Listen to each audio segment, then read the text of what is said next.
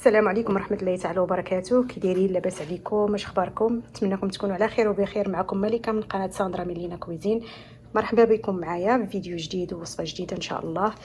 الوصفه ديال اليوم ان شاء الله فطائر بطعم البيني. خليكم معايا ان شاء الله. ندوزوا للمقادير والطريقه. بالنسبه للمقادير كناخذوا هنايا واحد 3 أكواب ونص ديال السميده رقيقه، السميده ماشي الفينو. عندنا هنايا واحد 50 غرام ديال الفورس، ممكن تستغناو عليه. 4 كوب ديال الزيت العادي، انا كندير زيت الزيتون. بيضه، 2 معالق ديال العسل، تقدروا تعوضوهم بالسكر. واحد المعلقه صغيره ديال الكاسترد كتزيد تعزز ليا لا المذاق ولا اللون في الفطائر. عندي هنايا قبسه ملح، معلقه كبيره ديال الخميره ديال الخبز، 2 فانيات وخماره حمراء. وعندي اكيد حامضه، انا المعجنات ديالي كلهم كندير فيهم الحامض باش كيعطي يزيدوا لي يعزوا المفعول ديال الخميره. وعندنا هنايا اطرو ديال الماء، اطرو الماء اللي يكون دافي. ان شاء الله ندوزو للطريقه. بالنسبه للطريقه كناخذوا الماء يكون دافي ماشي سخون بزاف، لانه الا درناه سخون اولا غيقتل لينا المفعول ديال الخميره، ثاني حاجه السميده كتولي بحال الخيوطه. فلهذا خصنا نحرصوا ان يكون عندنا الماء دافي ماشي سخون بزاف. كنزيدوا هذيك المعلقه، بسم الله، كنزيدوا معلقه ديال الخميره ديال الخبز، وكنزيدوا معاها هذوك المعلقات 2 معلقات ديال العسل. كنحاولوا ان مثل هاد الفطائر ديال المقله ما نكثروش من السكر او العسل باش ما يتحرقوش لينا قبل ما يطيبوا من الداخل. كنزيدوا بيضه، كنحرك وكنزيد البيضه.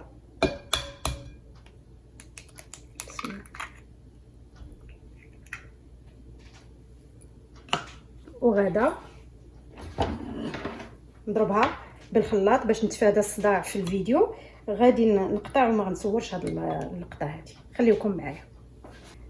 من بعد ما خلطنا البيض والخميره والعسل غنضيفوا باقي العناصر. غنضيفوا الفاني،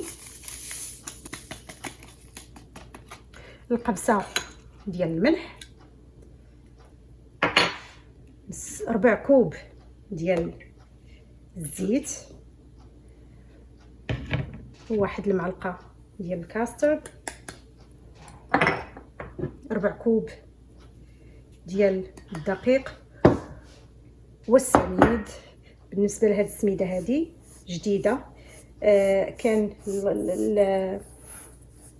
السميده القديمه اللي عندي ايطرو في 3 الاكواب وربع. غير للتذكير هو انه الكوب ديال الامريكي هو نفس القياس ديال الزلافه ديال الطوس اللي عندنا في المغرب، ديك الزلافه الزرقاء راه نفس العبار. صافي غادي نخلط بحال هكا في الاول، ومن بعد غادي عاوتاني نخلط هذا الشيء بالخلاط مزيان مزيان مزيان حتى كنحس بانه هاد الحبيبات ديال السميده ما بقاوش ليا، ولات عندي واحد العجين اللي هي او الخليط اللي هو ملس. خليكم معايا ان شاء الله دائما باش نتفاداو الصداع في الفيديو. غادي نخلط ان شاء الله ونرجعوا من بعد، خليكم معايا. صافي بعد ما خلطتها كنبقاو نخلطوا حتى كنحصلوا على هاد الفقاعات هادو، يعني الخميره ديالنا بدات كتفاعل لينا، شفتوهم هانتوما. وهذا هو القوام، تكون جاريه ما تكونش خادره بحال هكا كيف كتشوفوا هانتوما. دابا بعد ما تخلطات ليها هانتوما راها زدتها واحد كيف قلت لكم السميده عندي هذه راه وحده اخرى ماشي اللي كنستعمل ديما. زدت واحد نص كوب ديال الماء. دابا غادي نضيف واحد عصير حامضه كيعطي واحد المذاق زوين لهاد الفطائر او العجائن عموما.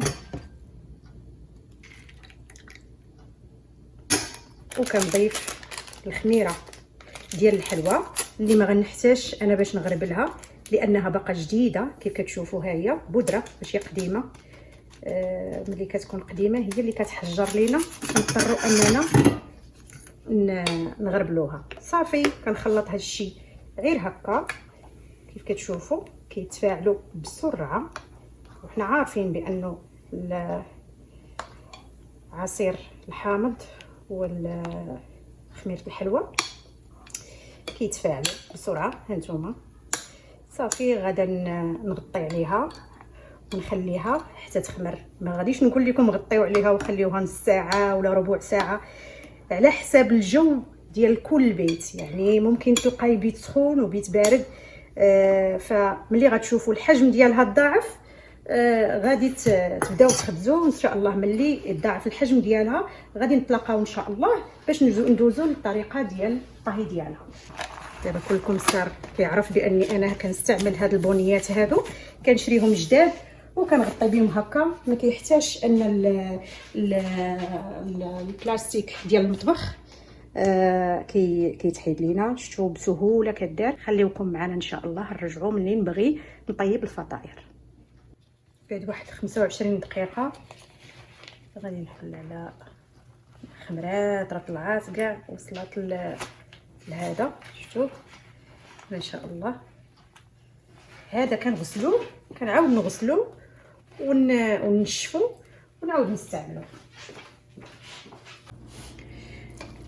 غادي غير نحركوه هكا، ما نحاولوش نخرجوا منه هاد الفقاعات هادو.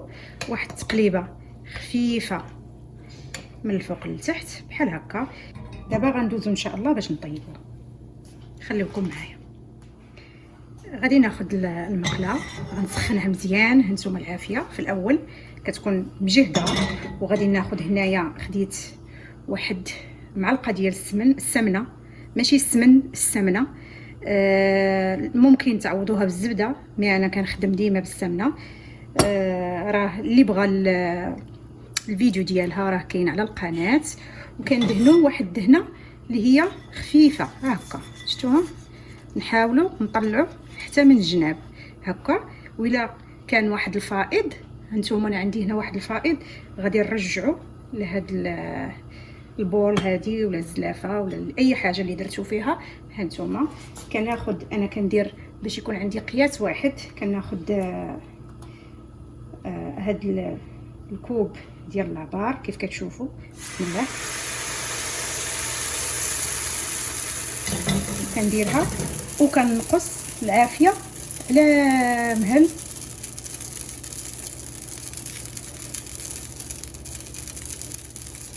وكنخليها طيب على خاطرها، يعني ما نزربوش فيها، نعطيوها الوقت ديالها انها طيب على خاطرها.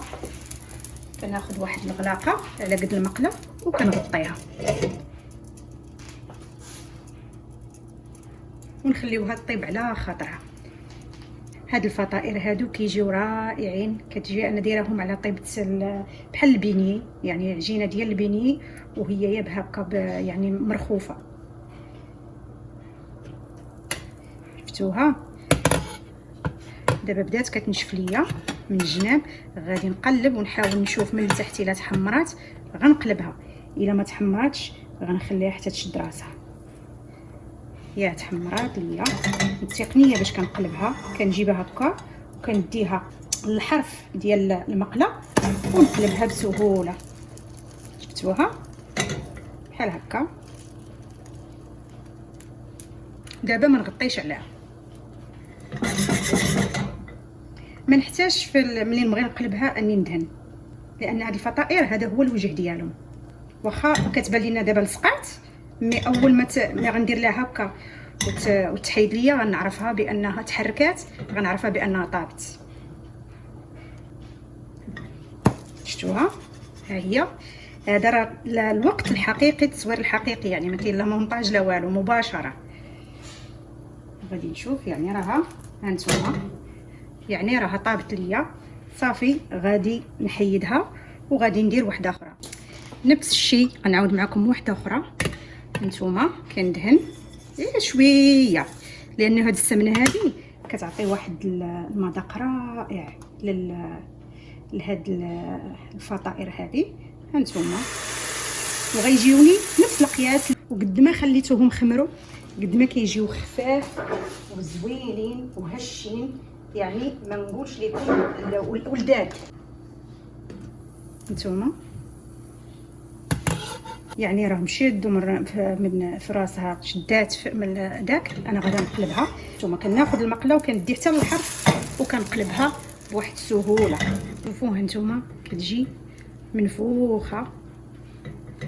غير حاجه وحده باش تنجحوا لينا هاد الفطائر هادو، نعطيهم الوقت في الطياب باش يطيبوا لينا حتى من الداخل.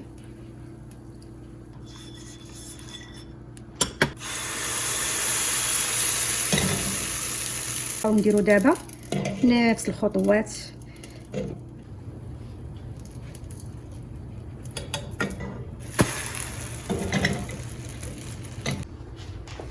يعني نخليو نفس داك، ولا بغينوها تجي غليظه كندوبلو كنزيدوا العجينه. ثم كي كتجي روعه، شفتوها؟ الا عطيناها وقتها في الطياب وبالمهال، شفتوا كي كتجي. انا سخونه ما قاداش نهزها. هانتوما ما شاء الله.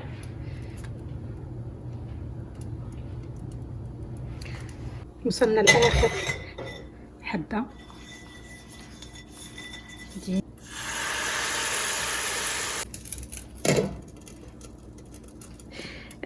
كيجيو هاد الفطائر ناشفين. هانتوما هادي معلقه ديال السمنه، هادشي اللي بقى منها، يعني تقريبا كلها، يعني حيت لاني كنهز شويه فقط بالبروش. ما كيجيوش ميدمين. صافي ان شاء الله غنتسناو عليها حتى طيب وندوزو ان شاء الله لطبق التقديم باش نشوفوا الفطائر ديالنا كيف جاو. خليكم معايا. وهذه هي النتيجه النهائيه ديال الفطائر ديالنا. كيجيو رائعين مسبجين من الداخل، رطبين، ما ميدمينش بزاف. كنقدموهم كل واحد بالنسبه للتقديم وحسب الذوق ديالو. بالنسبه لي انا غنديرو هنايا مع الزيت العود والسمنه والعسل الحر. وكاين اللي يعني هما لداد ما يحتاجوش انكم تزيدوا عليهم شي حاجه، وكاين اللي غيدير لهم غير السكر بحال البيني وياكلهم. انا كنفضلهم هكا بلا حتى شي حاجه، ولادي كيفضلوهم بوحدهم، كياكلوهم بوحدهم. ان شاء الله ندوزو باش نشوفوا وحده كيف جات من الداخل.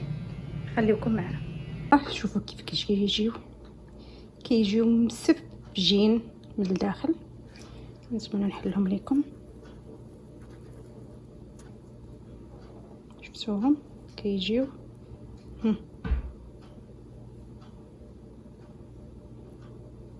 كي الشهده من الداخل ما شاء الله. شفتوهم؟ نتوما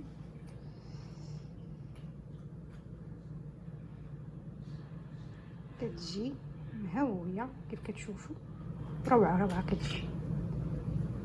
نتوما هذه من الوجه التحتاني، هذا الوجه ديالها طايبه.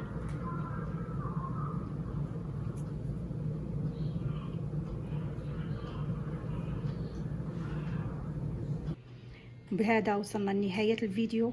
كانت معكم ملكه من قناه ساندرا من لينا كويزين. خليتكم على خير، والسلام عليكم ورحمه الله تعالى وبركاته.